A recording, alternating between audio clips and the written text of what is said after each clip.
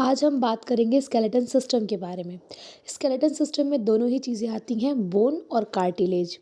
Skeleton system को हम दो पार्ट में डिवाइड कर सकते हैं, एक्सियल स्केलेटन और अपेंडिकुलर स्केलेटन। तो समझते हैं कि एक्सियल स्केलेटन क्या है। एक्सियल का मतलब होता है एक्सिस, तो जो जो चीज़ें आपकी एक्सिस पे लगी हुई हैं वो एक्सियल स्केलेटन के अंदर आएंगी। मतलब कि ये जो सारी चीज़ें हैं वो एक्सिस के ऊपर प्रेजेंट है। तो यहाँ पर जैसे कि वर्टिब्रल कॉलम हो गया, स्टर्नम हो गया, रिब्स हो गए, स्कल हो गए, ये एक्सियल स्केलेटन के अंदर आएंगे। एक्सियल स्केलेटन से जो जो चीज़ें लगी होती हैं वो आती हैं अपेंडिकुलर स्केलेटन में। फॉर एग्जांपल यहाँ पे आपको दिखाई दे रहा होगा, ये आपकी जो फोर लिम्ब है, ये आपकी फोर लिम्ब है। तो ये क्या है, ये भी आपकी अपेंडिकुलर स्केलेटन के अंदर आएगी। ये आपको हैंड लिम्ब दिखाई दे रहा होगा, तो ये भी हैंड लिम्ब किसके अंदर आएगा, अपेंडिकुलर स्केलेटन के अंदर आएगा। ये गर्डल दिखाई दे रहे होंगे, ये गर्डल भी अपेंडिकुलर स्केलेटन के अंदर ही आएगा। तो अब हम एक एक को बड़ी अच्छी तरीके से समझते हैं कि एक्सियल स्केलेटन के अंदर क्या क्या चीज़ें आती हैं और अपेंडिकुलर स्केलेटन के अंदर क्या क्या चीज़ें आती हैं। एक्सियल स्केलेटन के अंदर आता है स्कल, ये आपका स्कल हो गया, स्कल आता है। तो ये है पूरा का पूरा आपका स्कल जो कि आता है एक्सियल स्केलेटन के अंदर। फिर आती है वर्टिब्रल कॉलम, रिब्स और स्टर्नम। तो एक एक को देखते हैं। सबसे पहले अगर आप देखोगे तो यहाँ पे आपको वेंट्रल साइड में, ये बॉडी है, बॉडी का जो वेंट्रल साइड है उस वेंट्रल साइड में आपको ये कुछ चमकती हुई आपको एक फ्रंट में बोन दिखाई दे रही होगी, ब्रेस्ट बोन, जिसे हम कहते हैं स्टर्नम। ये क्या है आपका, ये स्टर्नम है। तो ये आता है एक्सियल स्केलेटन के अंदर ही। फिर अगर हम आते हैं डोर्सल साइड पे, तो जैसे ही हम डोर्सल साइड पर आएंगे, डोर्सल साइड पे आने के बाद हमें कुछ ये एस लाइक स्ट्रक्चर देखने को मिलता है। ये एस जैसा जो स्ट्रक्चर दिखाई दे रहा है इसी को कहते हैं वर्टिब्रल कॉलम। यानी कि जो हमें ये एस लाइक स्ट्रक्चर देखने को मिल रहा है इसी को हम कहते हैं वर्टिब्रल कॉलम।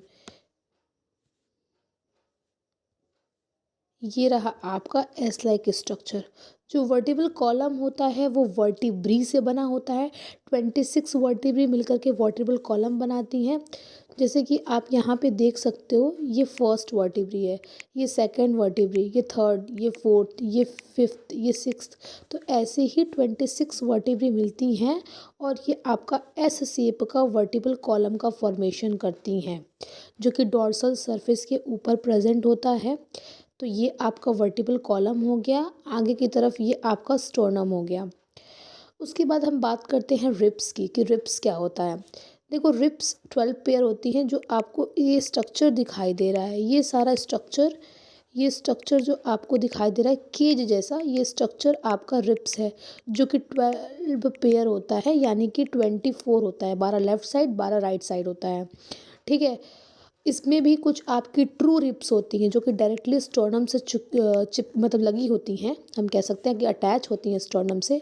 यानी कि रिब्स जो होती हैं वो आगे स्टर्नम से लगी होती हैं और पीछे अगर आप डोर्सल सरफेस पे देखोगे तो ये वर्टिब्रल कॉलम से लगी होती है। फॉर एग्जांपल यहाँ पे अगर मैं इस वाले रिब्स की बात करूँ तो ये आगे देखो, ये आगे तो लगा हुआ है स्टर्नम से।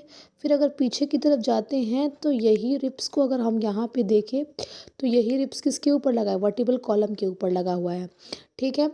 तो कुछ रिब्स होती हैं जो स्टर्नम से डायरेक्टली लगी होती हैं, उसे हम ट्रू रिब्स कहते हैं। कुछ जो होती हैं जैसे 1 से लेकर के 7 तक की रिब्स जो होती हैं वो डायरेक्टली लगी होती है स्टर्नम से, तो वो ट्रू रिब्स हो गई। जैसे कि ये सारी रिब्स जो है ये यहाँ पे ये दिखाई दे रहा होगा, ये सब क्या हो गए, ये डायरेक्टली स्टर्नम से लगी हुई हैं, तो ये आपकी ट्रू रिब्स है। कुछ रिब्स जो होती हैं वो इनडायरेक्टली स्टर्नम से लगी होती हैं, जैसे ये वाला, ये क्या है आपका, ये फॉल्स रिब्स है। और कुछ फ्लोटिंग रिब्स होती हैं, जैसे यहाँ पे अगर आप पीछे देखोगे यानी कि वो स्टर्नम से नहीं लगे होते, उन्हें फ्लोटिंग रिब्स कहते हैं। ये आपका 11th और 12th जो दिखाई दे रहा है यहाँ पर, ये जो रिब्स है और ये वाला ऊपर वाला, ये जो रिब्स है ये दोनों ही स्टर्नम से नहीं लगी हुई हैं, तो ये आपकी फ्लोटिंग रिब्स हो गई। फिर हम बात करते हैं स्कल की, तो ये आपका पूरा का पूरा स्कल हो गया। ये आपका स्कल है और स्कल के अंदर क्या क्या चीज़ें पाई जाती हैं, क्रेनियल बोन। क्रेनियल बोन क्या करती हैं, ब्रेन को प्रोटेक्शन प्रोवाइड करती है। क्रेनियल बोन में कौन कौन सा आता है, जो आगे का दिखाई दे रहा है ये फ्रंटल है। ठीक, ये एक होता है और ये क्या है, फ्रंटल है। फिर हम साइड में चले थोड़ा तो यहाँ पे दिखाई दे रहा होगा, ये आपका है टेम्पोरल बोन, जो कि दो होता है, एक राइट साइड में और एक लेफ्ट साइड में।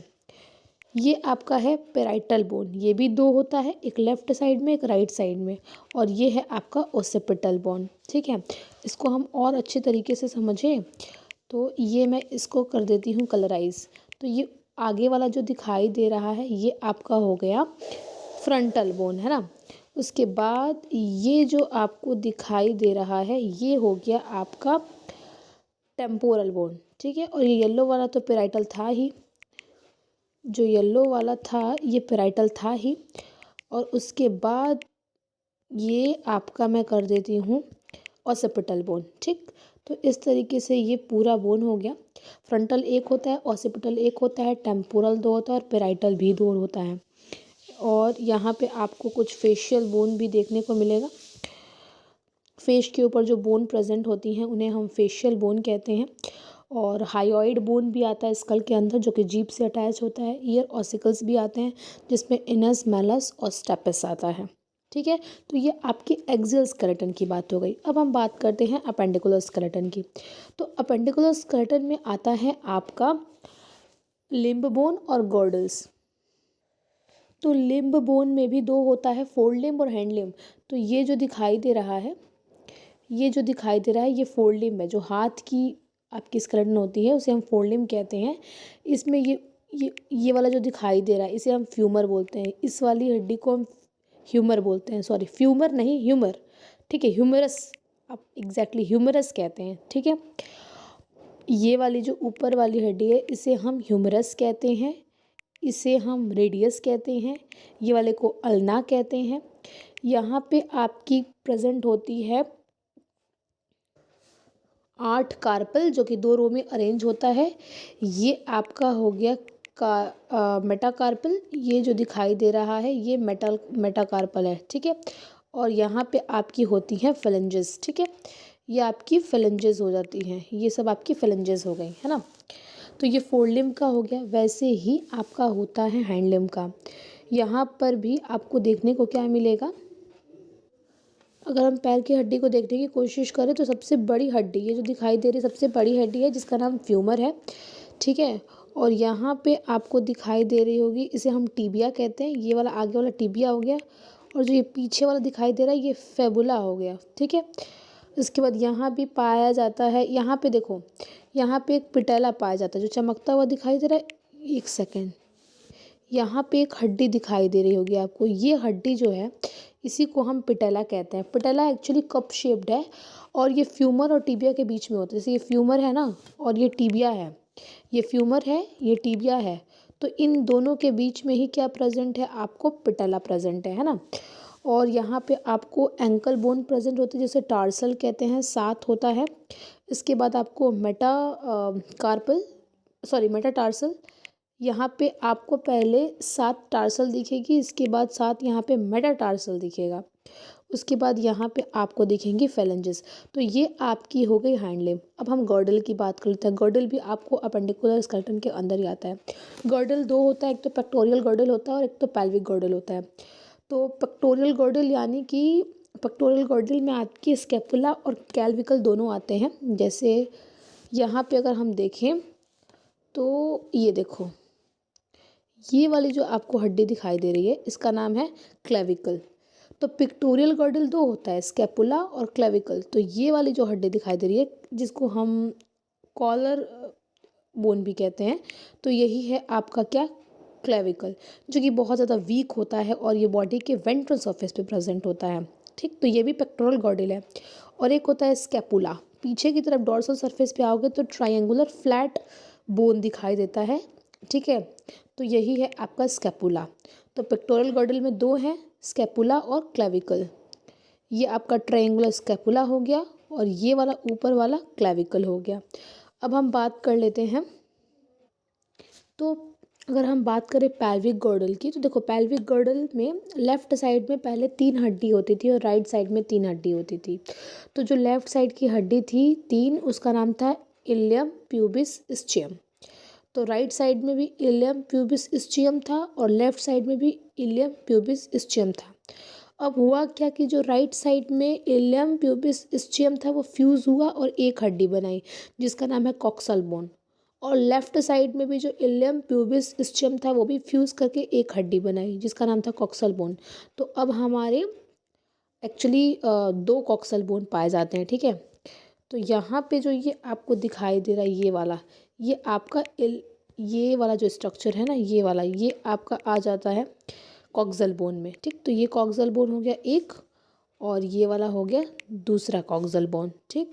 तो ये आपकी पेल्विक बोन में दो हो गए, ठीक। कॉक्सल बोन कितने बोन से मिलकर के बना है? 3 बोन से, इलियम प्यूबिस और ischium।